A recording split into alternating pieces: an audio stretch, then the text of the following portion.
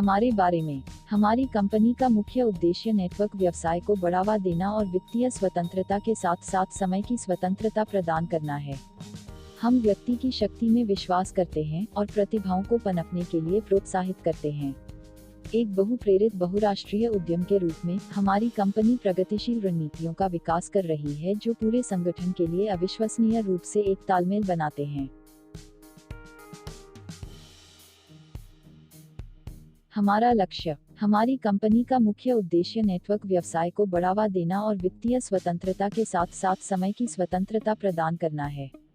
हम व्यक्ति की शक्ति में विश्वास करते हैं और प्रतिभाओं को पनपने के लिए प्रोत्साहित करते हैं। एक उच्च प्रेरित मूल के रूप में।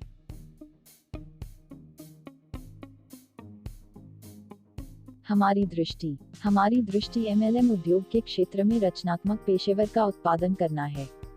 हमारी कंपनी आपको शक्तिशाली मंच प्रदान करती है और उन्हें कार्य करने के लिए सर्वोत्तम वातावरण प्रदान करने के लिए और साथ ही साथ अपने वर्तमान और भविष्य को बनाने के लिए बड़ा करती है।